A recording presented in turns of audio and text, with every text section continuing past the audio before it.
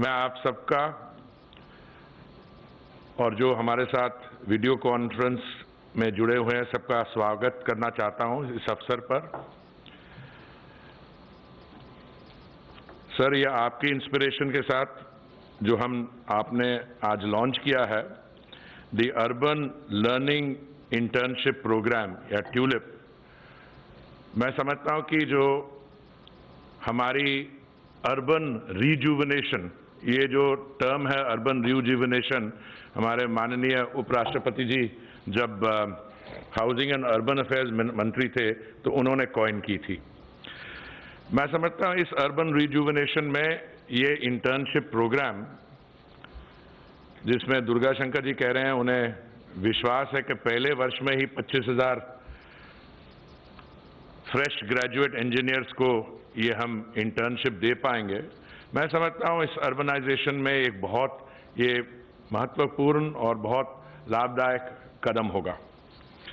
I just want to trace for you, मंत्री जी, जब हमें आज़ादी मिली 1947 में, उस समय हमारी जो अर्बन पॉपुलेशन थी वो करीब 15% थी ओवरऑल पॉपुलेशन में। ओवरऑल पॉपुलेशन उस समय कोई 350 मिलियन या 360 मिलियन या 35 या 36 करोड़ थी। जो हमारा 2011 का सेंसस है,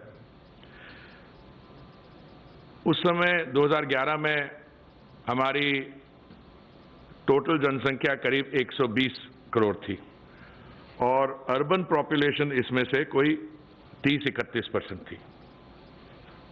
हमारा अगला सेंसस तो आएगा, पर जो आंकड़े लेके हम अपनी अर्बन प्लानिंग करते हैं उनके अनुसार 2030 से लेके 2036 तक our urban population should be around 600 million और 60 करोड़ यानी कि 40%।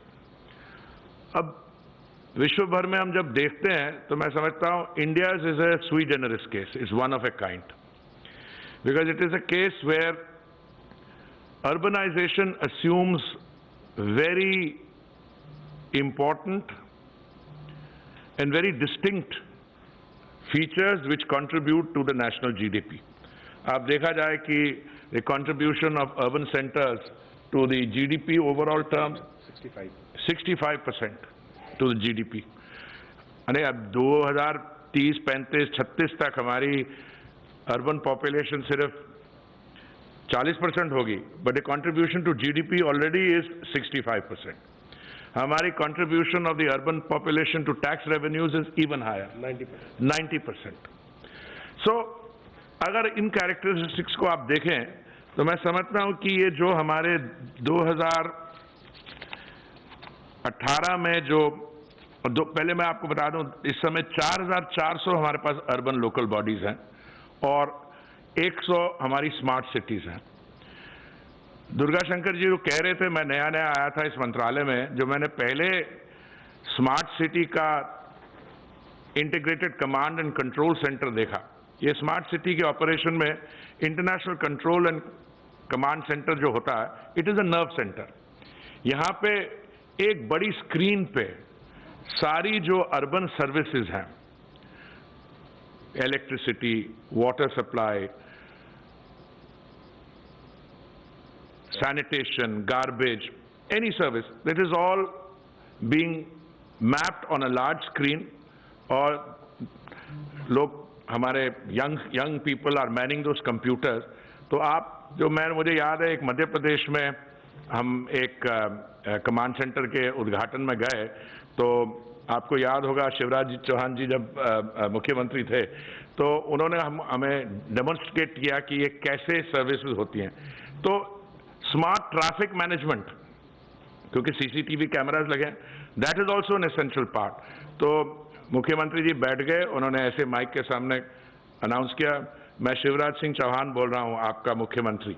एंड सारी जो ट्रैफिक सिस्टम्स एक्सेट्रा लोगों ने देखा है। क्या मतलब ये जो टेक्नोलॉजी है, मैं उस समय भी इम्प्रेस था और मैं अक्सर यही कहता हूं कि हमारी जो स्मार्ट सिटीज हैं This is one of the fastest implemented project anywhere in the world. और इसके बारे में शायद लोगों को जानकारी आहिस्ता आहिस्ता होगी, क्योंकि अभी 100 में से हमारे कितने कमांड सेंटर्स काम 47 काम कर रहे हैं, बाकी भी थोड़े लिटिगेशन 34 आ जाएंगे। जब 100 के 100 करेंगे तो उनका जो डेमोन्स्ट्रेशन इफेक्ट है बाकी सिटीज पे, अब लोग हमारे जो कॉलीग्स हैं मंत्री जी अलग अलग स्टेट्स में मुझे चिट्ठी लिखते हैं कि हम ये 2-3 अलग और शहरों को जोड़ना चाहते हैं स्मार्ट सिटीज प्रोजेक्ट में। तो मेरा जवाब यही होता है, ये तो 100 ओरिजिनल इनिशियल सिटीज जो इलेक्ट हुई थी, जिनकी सिलेक्शन हुई थी, अगली बार होगा तो मुझे पर जो इन शहरों में काम होगा, पर देखिए इसमें एक बड़ी मुझे जो अभी हमने टेक्नोलॉजी से तो हम सब इम्प्रेस्ड हैं, पर कोविड के दौरान जो हम स्मार्ट सिटी के कंट्रोल सेंटर के माध्यम से कर पाए हैं, I think that you should document now. The time has come. How you are able to map, how you are able to find out, how you are able to utilize the data available for reasoned, data-based decision making. And that I think is something which needs to be documented.